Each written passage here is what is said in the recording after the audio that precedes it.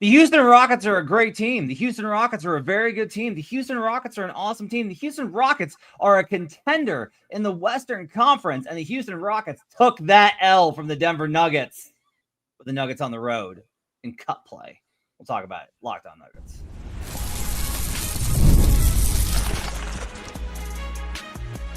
You are Locked On Nuggets, your daily Denver Nuggets podcast.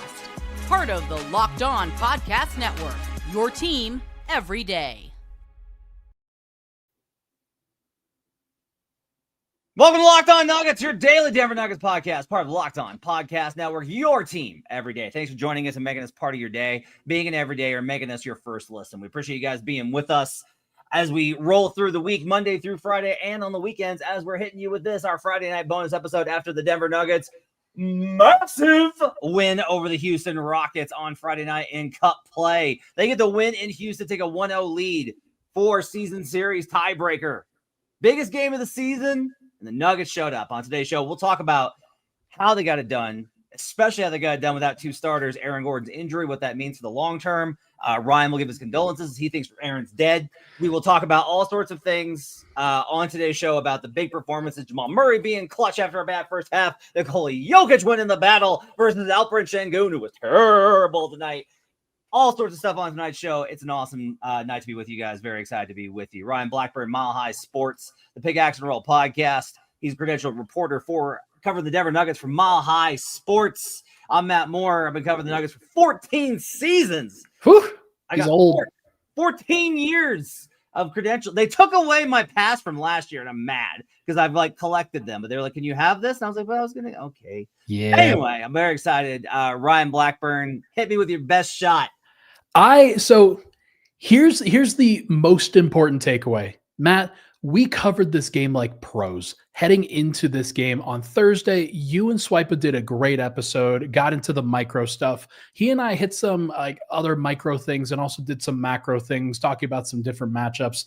But the one thing that we did, the one thing that I emphasize to everybody is that it is okay to care about November basketball. And I know that sometimes you and I go back and forth on this because all games matter. Every single game matters. But there are some that feel like they matter more. And this one from the get-go, even from the beginning of the week when we were talking about this week, it felt like this one meant something. And the Nuggets, they brought it from the get-go, Matt. It was awesome. First quarter, they immediately jumped out to a 10-point lead. They held the Rockets to 12 points in the first quarter. Now the Rockets, they bounced back because they're a great team, and they found some great shooting from Reed Shepherd. But Denver, having the resiliency, having the veteran savvy, the presence, the toughness, and the general shot making to just go with it was really, really encouraging for their championship ceiling.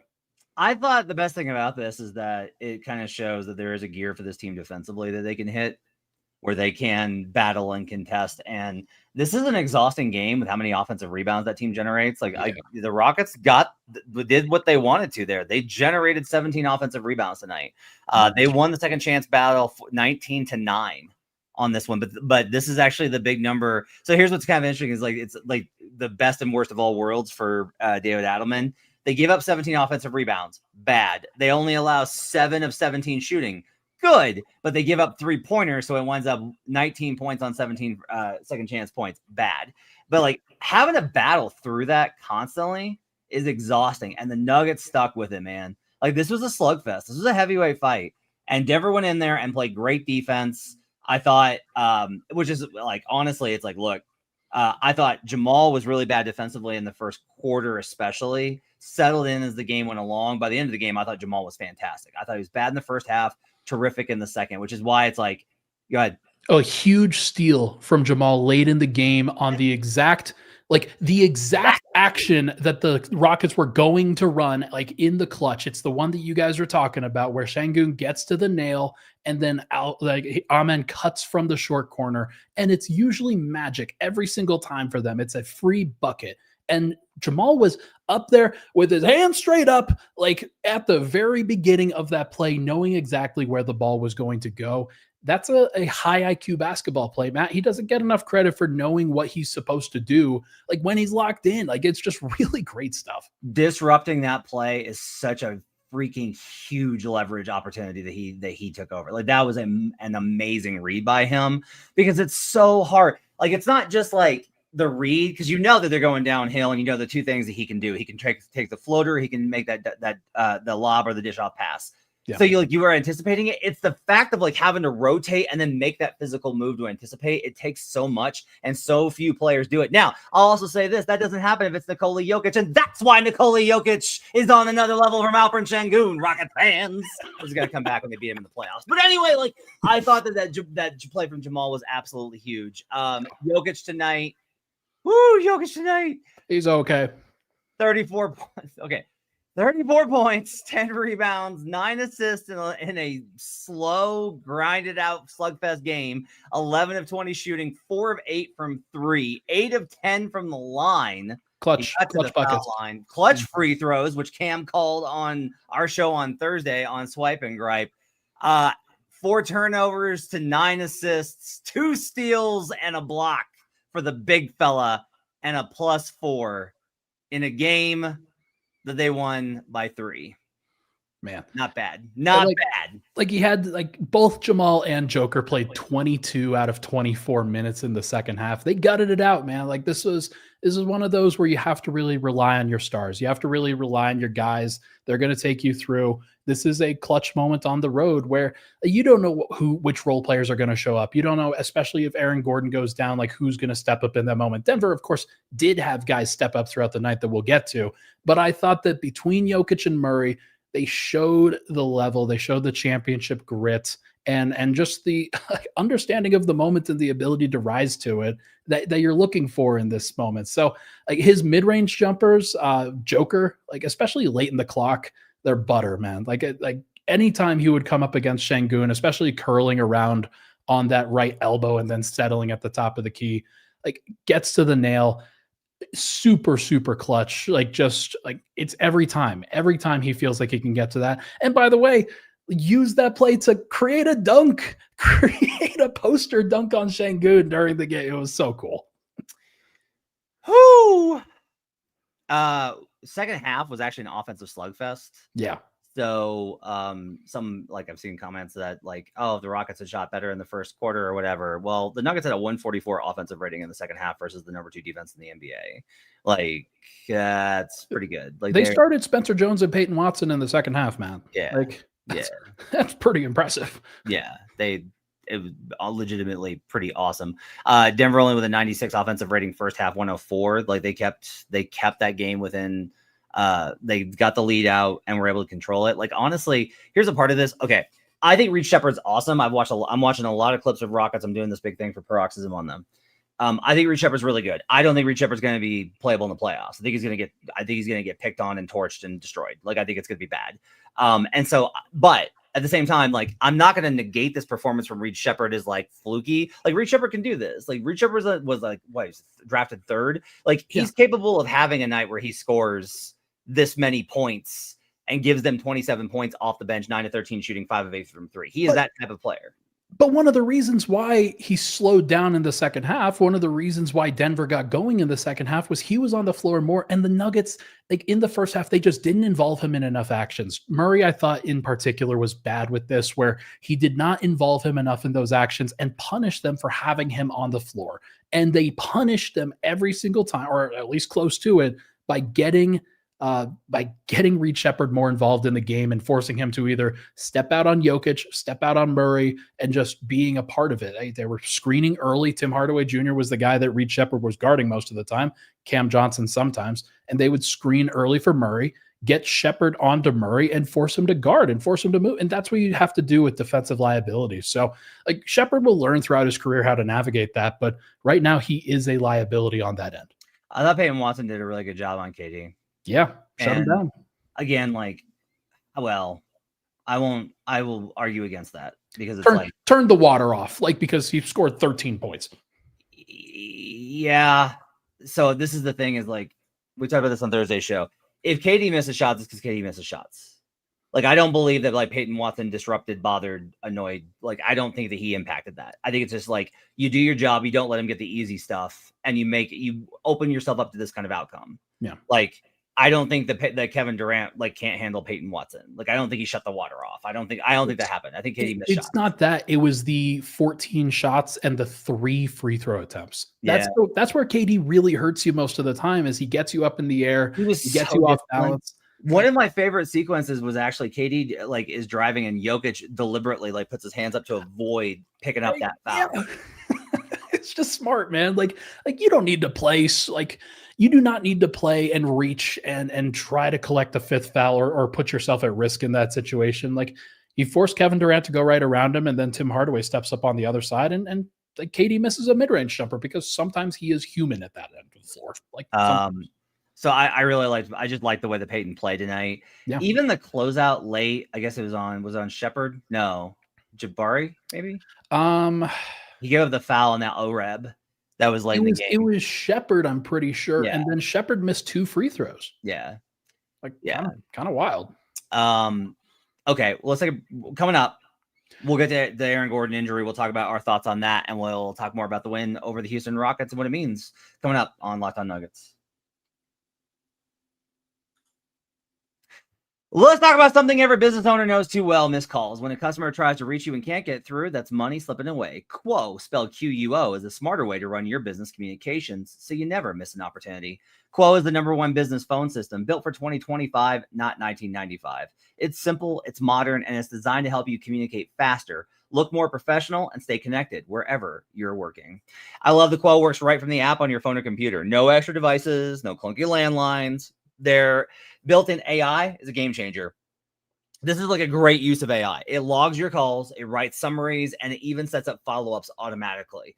That takes away so much work and hassle from you. That makes your business more efficient. It makes small businesses feel big and big businesses feel efficient. No wonder over 90,000 businesses are already using Quo. Try Quo for free at quo.com/lockedonnba. That's QUO.com/lockedonnba. And yes, you can even keep your existing number. Quo. No missed calls, no missed customers. We're also brought to you by DoorDash. The NBA season's heating up, and DoorDash has found the perfect way to keep fans in their bag all season long. Whether you're watching for the highlights, your fantasy team, or just your favorite player, DoorDash makes every game night even better. DoorDash is the official on-demand delivery platform of the NBA, and they're celebrating with something called the Backdrop. Every time an NBA player scores 50 points in the game, DoorDash drops 50% off your order with Dash Pass the next day. And you're automatically entered for a chance to win the ultimate fan bag. Drip, exclusive gear, stuff you're going to actually want. It's not just food you can get from DoorDash. You can also get snacks and drinks and headphones and ice, even socks delivered. I've gotten medicine delivered. I've gotten a belt delivered when I forgot it on a trip once. It's amazing. DoorDash has you covered for late night highlights, last minute watch parties, and double OT fuel ups. The next time someone goes off for 50, use promo code NBA50 the next day to get 50% off on DoorDash with Dash Pass, plus your shot at the Backdrop. Dash Pass members only, 50% up to $10 a day after a 50-point game with promo code. Terms apply. No purchase necessary. Ends April 13th. Open to U.S. residents 21 or older. Visit DoorDashinYourBag.com for details. We're also brought to you today by Prize Picks. This episode is brought to you by Prize Picks. You and I make decisions every day, but on Prize Picks, being right can get you paid. Don't miss any of the excitement of this sports season. Whether you're following the NFL, NBA, or both, there's no better time to jump in on the action. No better time to be on Prize Picks playing Denver athletes, Denver pro stars right now across the leagues. Avalanche, Nuggets, Broncos. If you haven't tried it yet, Prize Picks is the simplest way to win. Just pick more or less on at least 2 player stats, and if you get them right, you win. It takes less than 60 seconds to make your lineup, and you can play anywhere Prize Picks operates, including California, Texas, and Georgia. The new Stacks feature is a game changer. You can pick now more on Jokic threes, assists, and rebounds in the same lineup. Download the Prize Pick app today and use code LOCKEDONNBA to get $50 in lineups after you play your first $5 lineup. That's code LOCKEDONNBA to get $50 in lineups after your first $5 lineup. Prize Picks. It's good to be right. We're right back on Locked On Nuggets. How I know you're tired is that you had no reaction to when you said Broncos. Zero reaction to when you said, "Oh yeah, whole bunch of Denver sports stars." And no, I mean, I will give credit. They are really good. Like they're really good. They're all in position. They're in position. You know, what could possibly go wrong? This is no jinx. Cam Johnson, 9 points, 2 of 6 tonight, -3. The usual smattering of complaints because he didn't score 30 points or something. I thought he was fine. I thought he was really good, actually. I liked his defense a lot tonight. Fair. I do think he continues to do the detail stuff. That's completely reasonable. It's just kind of getting to that point where when Aaron Gordon goes down, Christian Brown's already down. Like there's just a lot of burden. There's a lot of burden on Jokic, on Murray that's collecting right now. And I do think that Cam at some point is going to have to be able to soak up some of those shot attempts and soak up some of those like offensive possessions, like just like keeping him involved. And like, this isn't the Michael Porter situation. This is a like, hey, you just have to sometimes help the team score 15 every now and then. So let me ask you something. Do you really think that if he scores 15 points, it takes some of the burden off of Jokic and Jamal? Do you really think they're going to have less of a workload? I mean, if he initiates it, yeah. No, they're still going to create all that offense. Like they're still going to create all that. Even if he initiates it, they're still going to have to like play the possession. The most of the sets are going to start with them. Like this is the kind of stuff where I just start thinking like we think of like, oh, Cam can take some of the workload. Like Cam's not going to bring the ball up, call ISO, run 1-5 pick and roll. Like that's not going to happen. It did with Brooklyn a lot of the time. Like I'm not going to sit here and like he can. That's the thing is he can do it, and they haven't gone to that bag yet, and they're probably not going to while Jokic is playing like this, while Murray is playing like this. But I'm just going to tell you here, like when we talk about how they're going to handle the back-to-back tomorrow, Murray's going to sit. Like Murray's not going to play, so it's going to have to happen. Somebody's going to have to take some shots, man. Yeah, and like one of the things I really want to say here is like when we talk about like Cam's floor game, it's the ability for him to catch, drive, pass again. Catch, drive, pass. Like he keeps moving through the offense. Like he does have floor game, and you've seen it. Like if you're actually watching, you'll see that Cam Johnson has like a really good floor game and is creating. You're just not getting the 25 points per night that you're getting from Michael Porter Jr. on one of the worst teams I've ever seen. Hey, they won tonight. They were good. I will not go that far. Did you know this is a really crazy number? Did you know that Boston's actually terrible? Especially versus the spread in cup games. I did not expect that, but they are awful. Well, not like I had no idea in cup games, but it doesn't surprise me given the way that like that Sixers cup game for them went at one point. But yeah, interesting. Yeah. Like, I mean, lots to talk about the Blazers tonight too. By the way, they're bad. The Warriors are just worse. I'm telling you, the Warriors are not good. That team does not have enough firepower. They are ancient. Yeah, underwhelming. Denver caught them on the wrong night when they caught them at the first game of the season, because at that point the Warriors had energy and verve, and now they do not. Tim Hardaway Jr. tonight, 12 points, 5 of 11, got to the 2-point game, only was 2 of 7 from 3. What did you think of the bench tonight? I thought the bench, so it's tough because they only went with an 8-man rotation in the second half.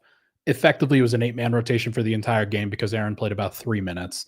Jonas Valanciunas comes in and they immediately go to the double big lineup. And I liked it because it got Jonas involved in the game early. How about 1 rebound for Jonas Valanciunas all night? I have no idea how that worked out, but he's probably got to be better on the glass. Like Adams dominated him on the glass, and it's one of the reasons why Adams was plus 14. But I thought that Spencer Jones did exactly what Spencer Jones was supposed to do. The last 3 that he contested against Jabari Smith in the left corner, incredible shot by Jabari Smith. Great defense by Spencer Jones, who learned not to foul and high five, as the Nuggets got hit with a high five foul multiple times in this game on a 3. You hate those as much as I do.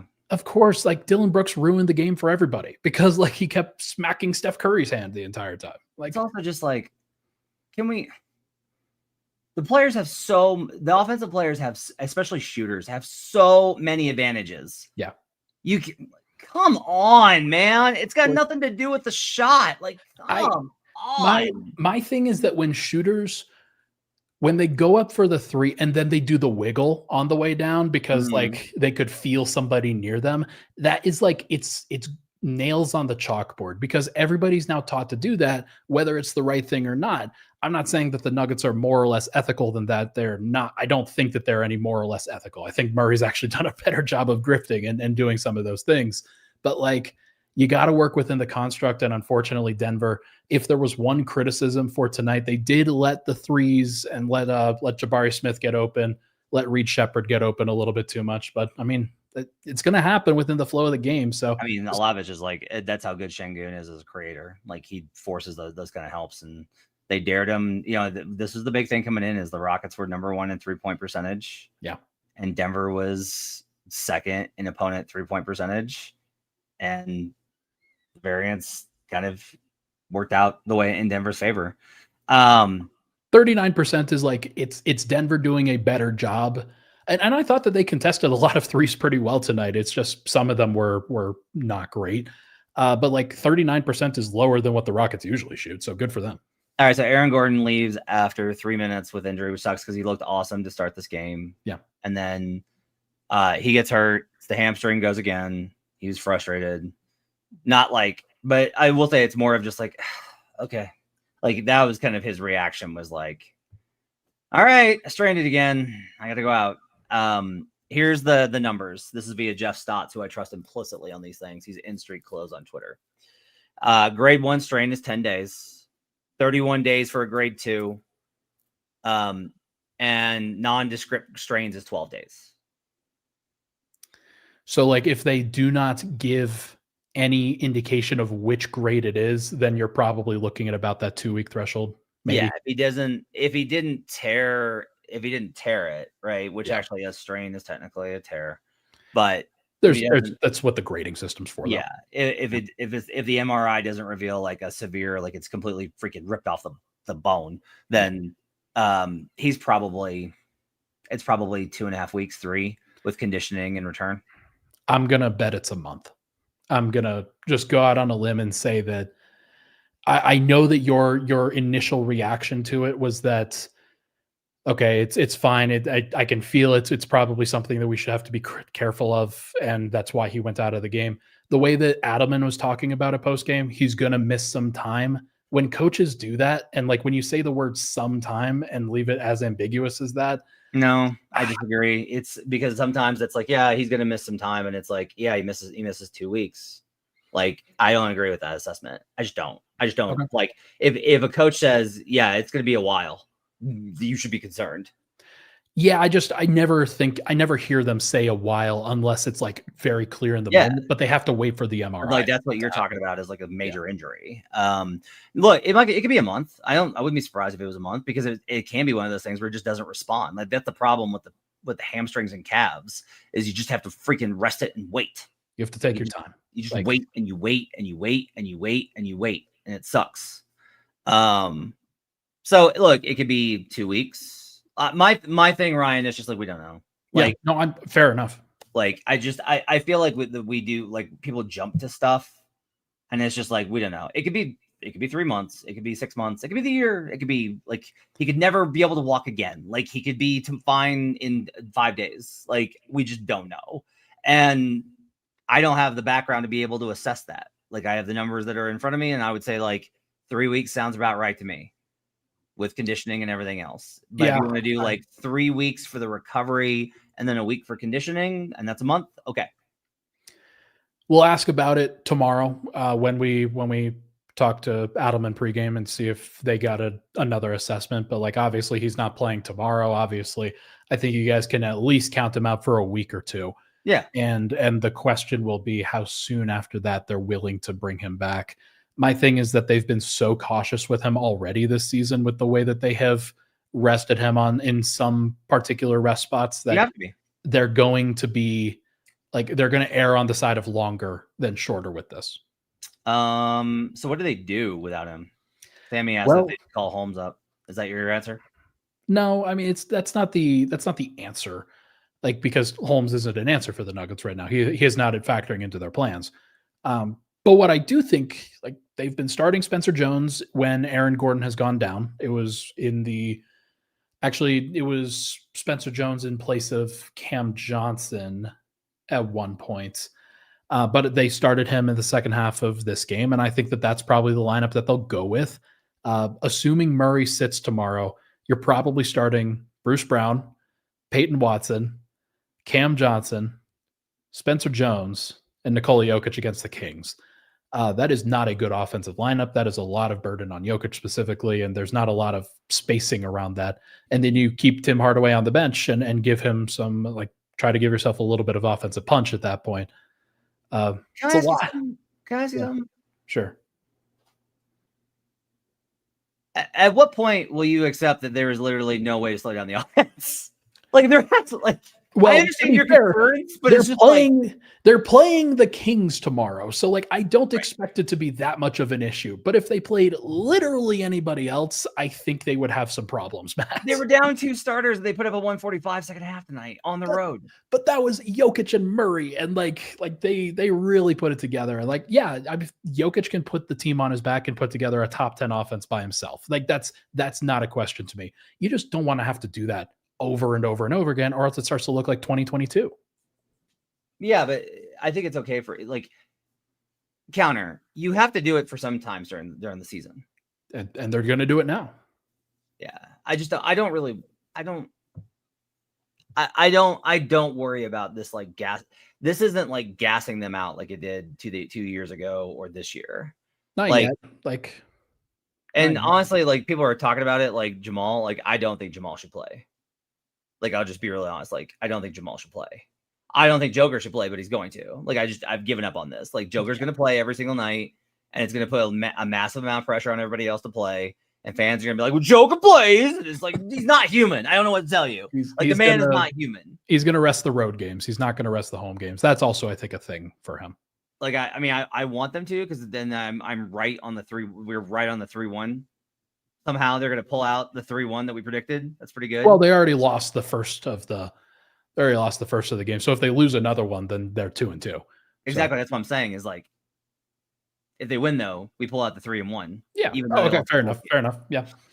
I mean, I think we'll be right. Like Denver's really good on the second night of the back-to-back for most of the time. Like all right. They do have that mentality. Hurricanes' wins are important. I'm not denying that wins are important, but the wins literally do not matter. Do not matter if you suffer if it's like, oh, we won all these games and then Jamal got hurt and then Jamal had to miss a long time and then you lost games. Like if it's about managing that right, like you need to be ready for that middle part of the schedule where it gets really like that's where it's going to be intensive and you will have to lean on him. I get your concerns, Ryan. I do think it's just like we got to trust the athletes a little bit here, where it's like if Joker wants to take over more role of the offense, like let the man do what he does. He's gotten tired at the end of every season, but he's going to be tired anyway. And you avoid this, I think, by resting him more. Be good enough that you rest him in March. Yeah, that don't scrap if you have if you're in that. I mean, I do mean this. As much as I adhere to the top 3 rule, if you have proven that you're a good enough team to have been a top 3 seed, but it's March and the big fella needs a rest, give him a week. It doesn't matter. You drop to 4 as a result. Yeah, like it's going to be fine. Okay. To be fair, you got to then play OKC in the second round. So whoopee. No, I think look, Denver's done everything right so far. I do think that they're in a dangerous place now that like, okay, you're starting to get some injuries to the starters. You want to see, like, you just don't want it to pile up. You don't want this to be a snowball rolling downhill because you're like playing, like you have to play Jokic 42 in a game and like you're playing him 42 for a week straight or a month straight or something of that nature. Okay. So you want, I'm genuinely trying to listen. So you want them to win games so they can build up, they can bank wins and be the type of team that we think that they can be. Yes. But they need to not put too much on the best player in the world that is the reason that they are that good. And they need to also rest Jamal, and they're down 2 starters because injuries happen in the NBA. Yeah. So I guess you want Cam Johnson and Tim Hardaway Jr. to average 25 for a while? You need to find wins in some way. I'm not saying it's easy, Matt. This is a really difficult conundrum that they're in. This is the battle. This is the give and take through the 82 game regular season that happens for a lot of these teams, where you have to find ways to survive and you have to find ways to get through the finish line, but you also have to win enough games to ensure that you're in the good position. So it's a battle. And so Denver, like they had the depth. They showed that they have the depth. And now we're going to really see what the depth is capable of at this point, where you start to remove some of the building blocks and you start to take some of the pieces out of there. I'm curious to see who steps up. Maybe it is going to be Deron Holmes getting called up. I'm not expecting it. Maybe Jalen Pickett can have a bounce back. He was good during the regular season last year. Maybe there's something that he can bring to the table. Spencer Jones is already bringing something to the table. So maybe he's the guy that steps up and like he hit a clutch 3 earlier today. So like maybe there's some more to his game that you can kind of pull out of. So we'll see what happens. Colin Gillespie at the game winner tonight, and people want us to talk about happy for him. Colin Gillespie. Colin's awesome. Colin's great. Somebody was like Malone was right about Gillespie. Not wrong. Colin's more of an NBA player than Jalen Pickett is at this point. Yeah. And that's why Colin was gone. It's because he played Colin over Pickett. A good question is like, what would Pickett look like in Phoenix? And that I actually don't know that's like, I don't think he'd be as good as Colin has been, because Colin is older and more developed and more refined. There's less pressure. Not much older, actually, because Jalen's old, but Jalen's like 25, 26. Yeah. But I think he'd be probably pretty good in Phoenix. Yeah. By the way, can I take a little lap here on Phoenix? Of course. Well, I mean, we'll see what happens in the next 16 games, but for the first 16 games, they've been exactly what you've been hoping for. And like, they are good. Like that Wolves win was massive tonight. Crazy stuff. Like crazy collapse by the Wolves. That team is never going to be as good as like they should be. They're just never going to be as good as they should be. I've given up on this until the playoffs come, and then they're going to find their way back into the conference finals again. Yeah. They're like, oh yeah, look at us. We're so good against you, Denver. And then against Phoenix, they're like, oh man, that's a really tough game. Phoenix is good. Yeah. Give it up. Phoenix is good, man. They fight. They're tough. Devin Booker's playing awesome. Well, except for tonight. In general, he's been. Matt, he had 9 turnovers and went 4 of 18. Okay. It's a pretty bad game. Okay. All right. Hit me with facts. Why don't you? Just crazy. Well, I mean, that's fine to say tonight, but he's been incredible this season. Of course, he has been incredible. He's been the best shooting guard in the NBA. I was watching this game instead of that one. I don't know what you were doing. Checking box scores, baby. So here's what's interesting. The Blazers win is actually huge for the Cup. Interesting. Why? Because they've got tiebreaker over Denver. Oh. So if they win again, yes. Then it doesn't matter what the point differential is? It will if the Spurs win versus Portland and Denver. So Portland can't win out because they have to if they lose to San Antonio. So yeah, let's see. Yeah, Houston's got 2 losses. They're out. Yeah. The Warriors have 2 losses. They're out. Yeah. So the only way that Denver can make it is if San Antonio beats Portland to put them at 2-2 and Denver finishes 3-1. So like if this is so let's say Portland wins against San Antonio. That puts them at 3-1. The point differential doesn't matter at that point. It is just head-to-head tiebreaker. Yeah. Because then at that point, Denver would have to beat San Antonio. So it's not a 3-way tiebreaker at that point. It is a 2-way tiebreaker. Okay. This is my playoff brain. I'm retaining some playoff scenarios, some seeding scenarios. So I get it. You're rooting for San Antonio to beat Portland. Yeah. And then Denver to beat San Antonio. Denver finishes 3-1. Blazers finish 2-2. Now, Denver's now plus 26 in point differential for wild card. But the problem is the Wolves, even though they're 2-1, are still plus 53. So if the Wolves beat OKC, well, okay, they're not going to beat OKC because it's OKC.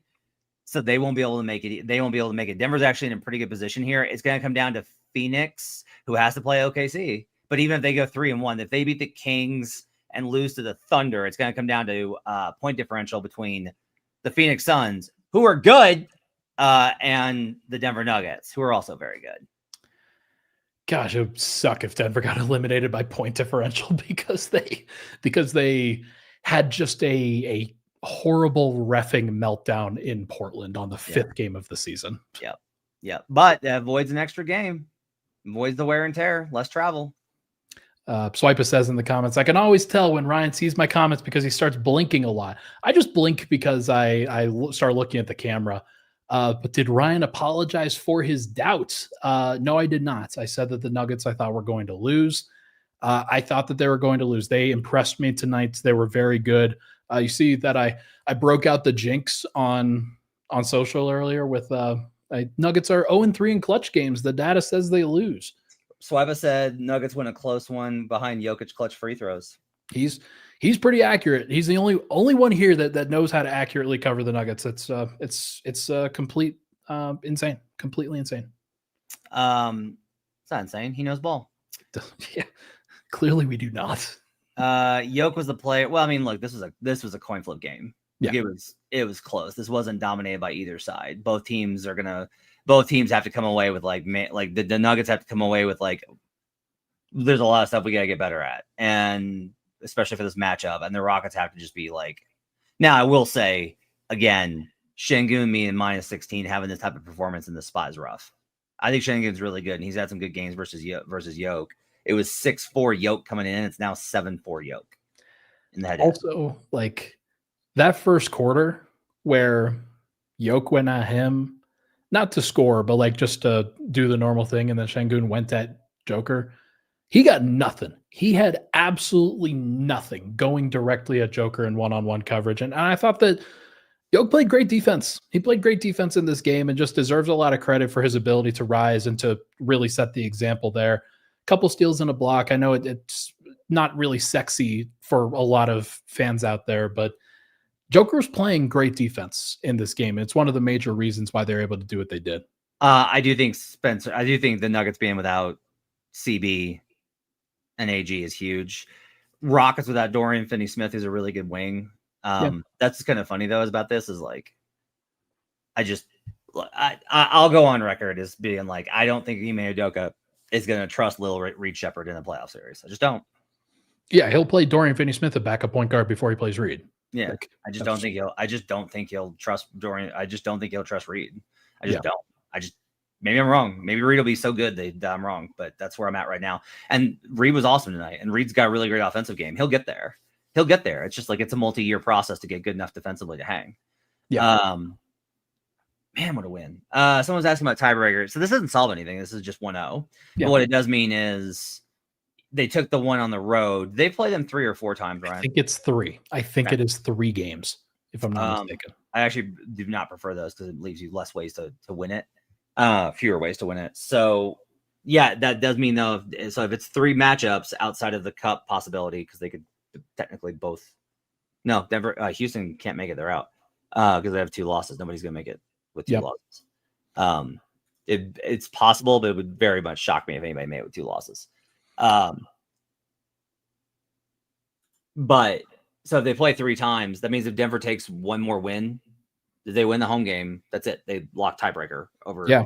Next matchup against them is December 20th. Denver's got a day off before that, before they play, but they're playing Orlando the game before. So another hard fought game, probably.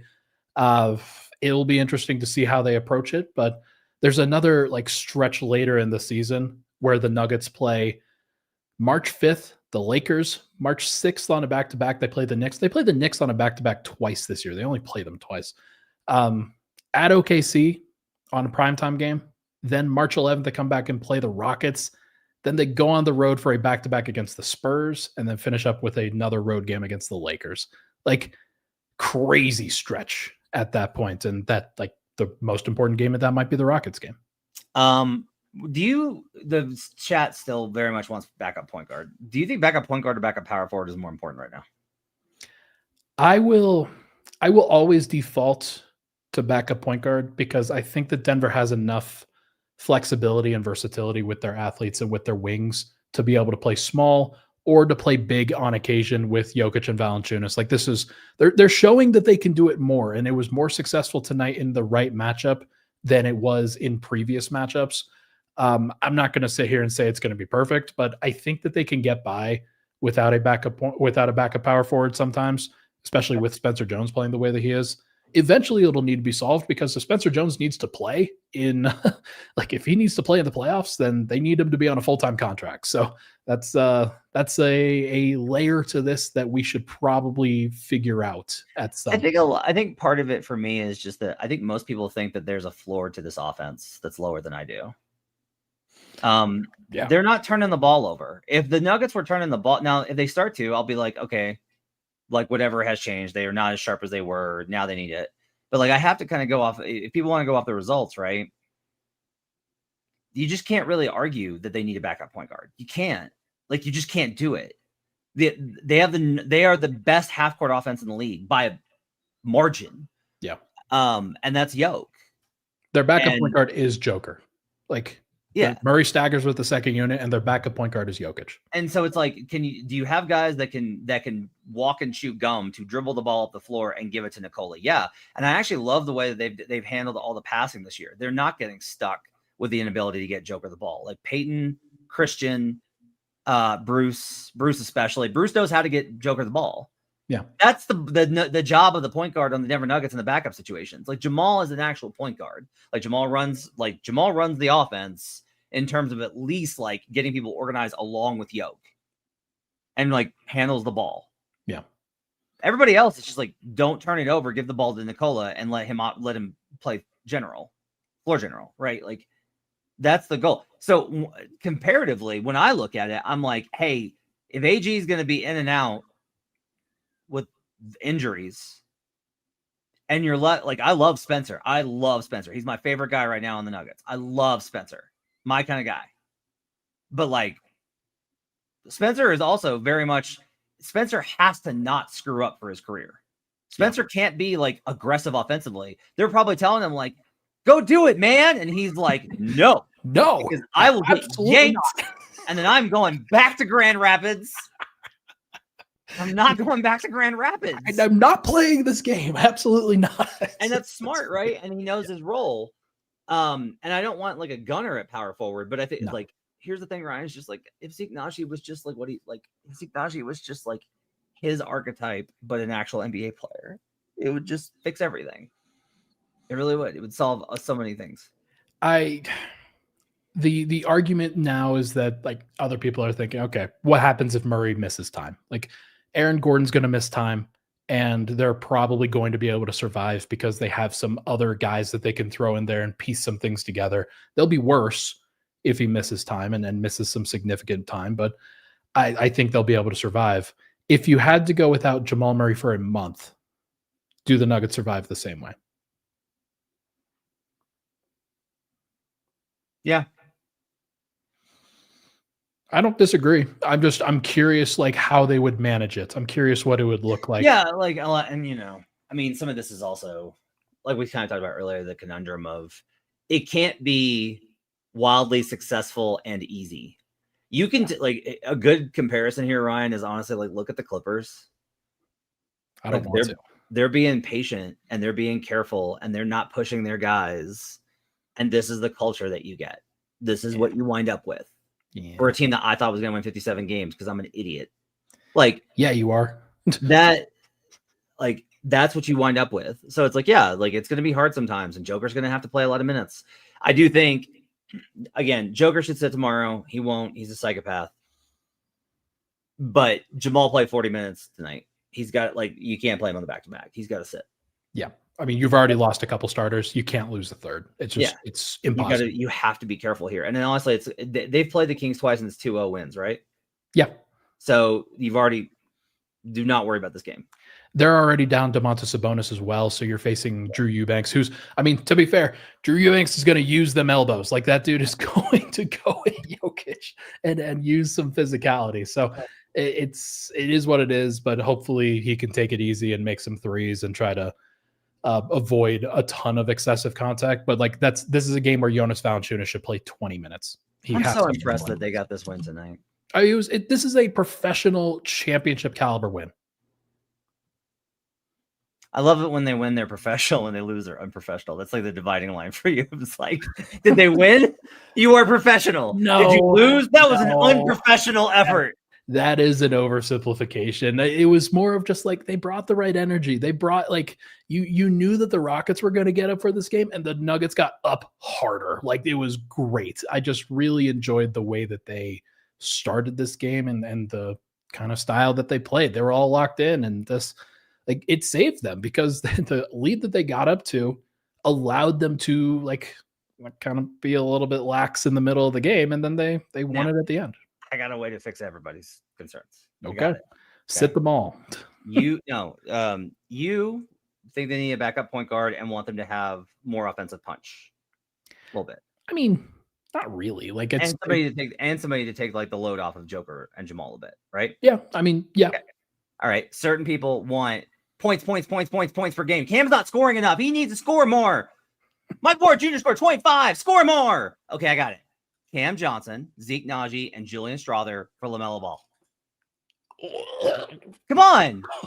We'll just make it LaMelo's game. We'll make the Nuggets into LaMelo's team. That was a very good retch, by the way. That was the audio on that was terrific. Great. LaMelo Ball. He will score points per game. Hey, did you see that he pushed back on the report that he was not happy or was willing to be or open to be traded? He pushed back on that immediately with a clown emoji to Kelly Iko. I'm going to trust that Kelly Iko knows what he's got. That'll do it for Locked On Nuggets. Thanks for being with us. Appreciate you guys being along for the ride. Have a great weekend. We'll be back with you on Sunday night or tomorrow night. Ryan is very, by the way, shout out to Ryan. Ryan's giving me the night off. So he's doing solo tomorrow night after the Kings game. Go join him at youtube.com/LockedOnNuggets on the podcast. Help me. Go reward this man for doing this. Me. And then on Sunday night, we'll be back for No Jinx. I'm trying to get him to take a night off. He won't do it. He won't do it. So I'm melting. play the game tomorrow. Great win for the Nuggets. We'll see you guys again next time on Locked On Nuggets. I'm melting.